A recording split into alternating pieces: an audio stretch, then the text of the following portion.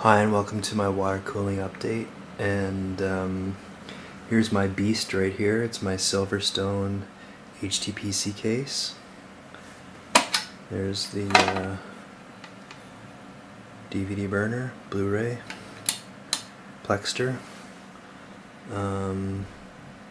It's a really nice Silverstone case.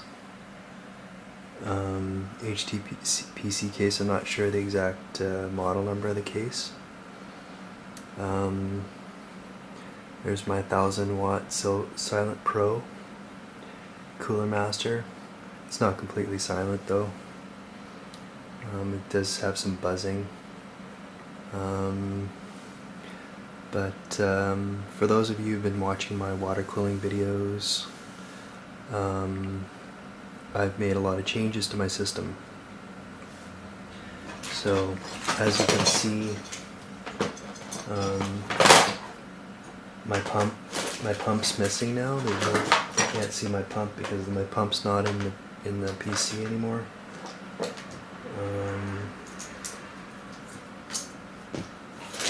Trying to get it. Here's my old pump and the pump top, my XPC pump top, and my older pump.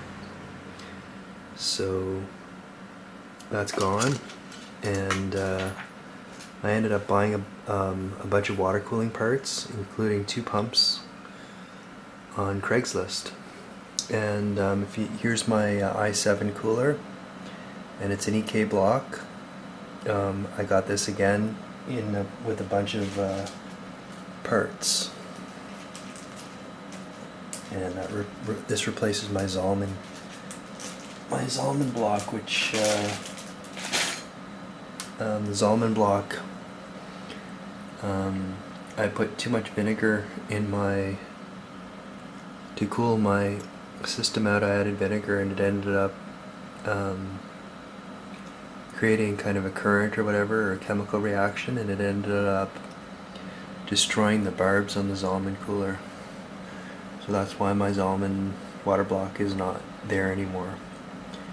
And that's why I have this EK block. This guy that I was selling a bunch of water cooling parts on Craigslist here in Vancouver, and he was selling this block, and I pulled the block apart,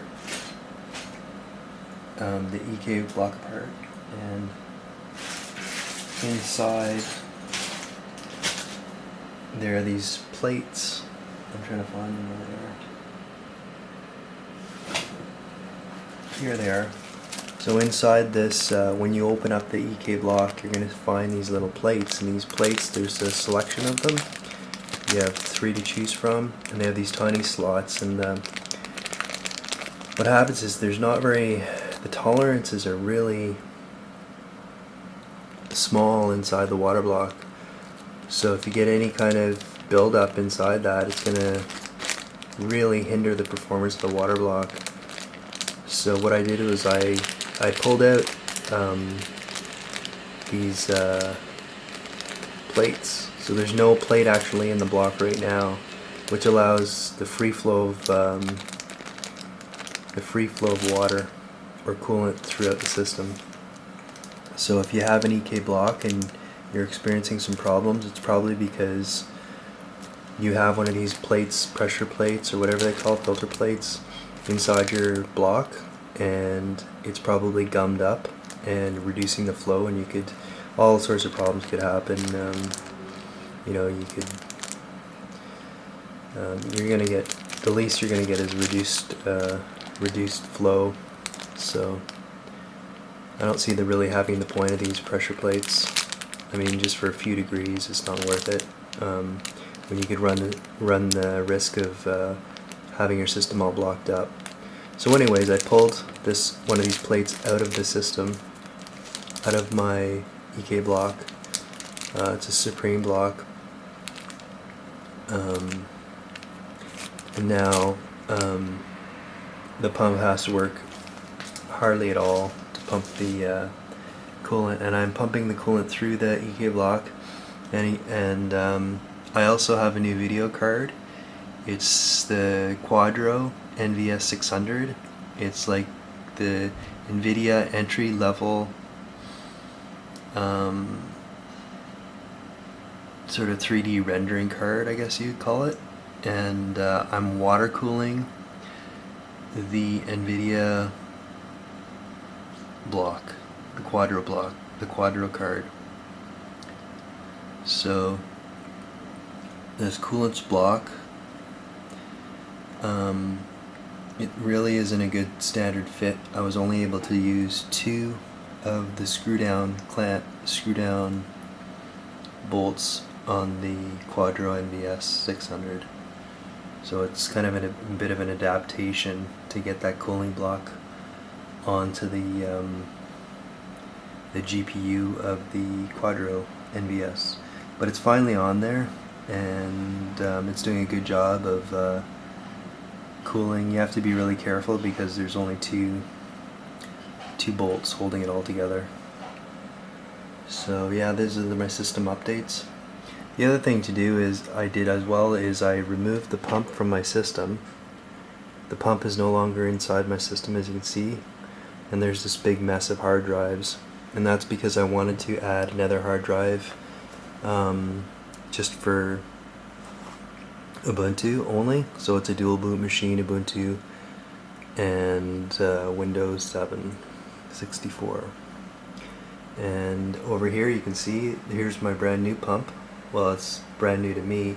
In that bunch of water cooling parts, I got this pump, which is what's the model number? It's the MCP 655, and I really like this pump because, well, it's like you can obviously see it's a big industrial pump,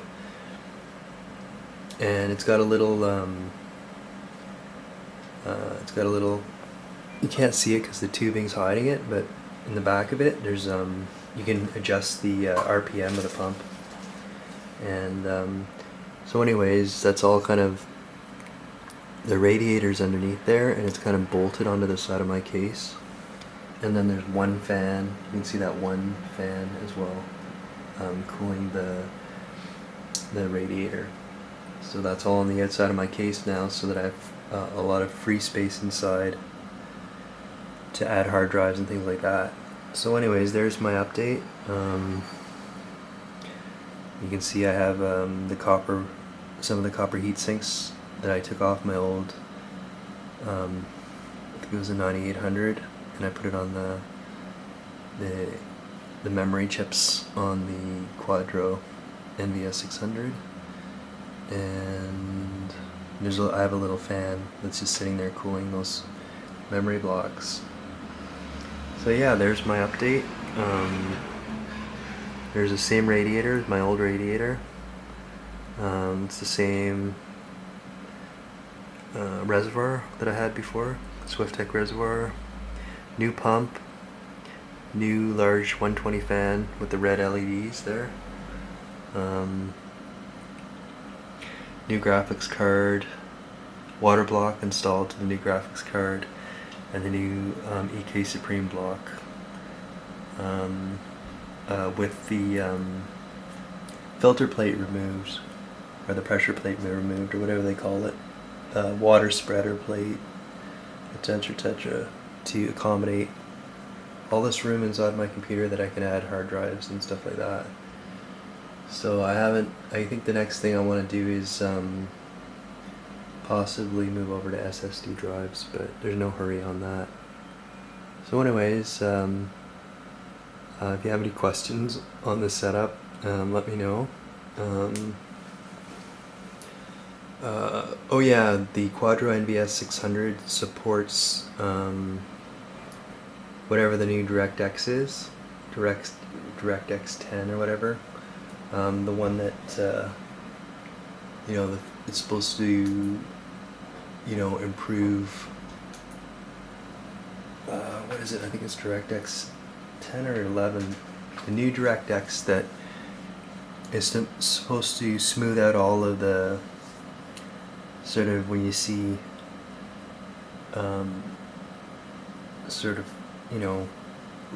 smooth out all the round points in games and things like that. And there's all this hype around, I think it was DirectX 10 and DirectX 10 cards and stuff, and everybody had to move up to DirectX 10. and stuff like that. And the whole thing about it is now that I actually have a DirectX 10 card, you barely notice the difference on games, although it would look great if you could notice the difference on games. I'm starting to look and for games that support DirectX 10 and get the best use out of it. So, well, anyways, we'll have to see what comes down the line. But if you're thinking of getting a card that supports 3D and graphics applications as well as gaming, this is my first Quadro card, so the Quadro 600.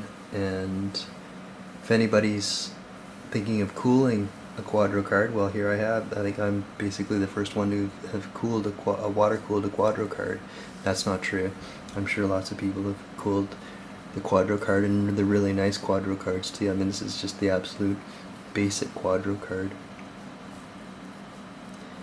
So anyways, there's my little video, and just to show that you can cool it, water cool it, although you may have to sort of adapt your block and stuff to do it. This is a coolants block. I think it's the GPU 220 graphics block, and I've played some games with this Quadro 600. I've played a bunch of games on my Steam account, and I find that it's working fine. I mean, what have I played on that? I just downloaded Fallout 3, which I'm kind of behind the times. I'm kind of cheap that way. I wait for games to go on sale and then I buy them, so sometimes I don't buy them right when they come out. So I got Fallout 3, Call of Juarez,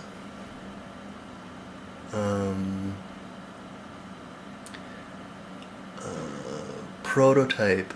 I'm playing Prototype. I'm really enjoying Prototype. And Prototype, I heard that the game studio just went out of business and it's in Vancouver, which is kind of sad, but Prototype, what an amazing game. And when you play Prototype on, I think there's like an easy and a hard level. The hard level is it's a complete different game so far. So I was playing Prototype on the easy level, and I was like, this game sucks. And then I played it I reinstalled it and was playing it on like the harder level, and it's an absolutely different game, it seems to me. Like the whole plot is even a bit different. So I played Rage. I'm just downloading Metro 2033. I just played Nation Red. Nation Red is really fun. It's too bad it didn't have more levels.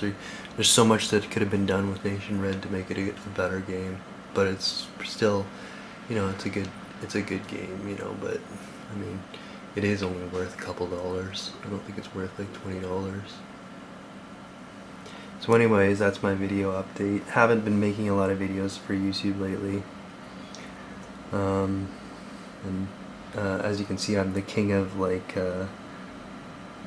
wire mess or whatever in my computer. I'm like the most disorganized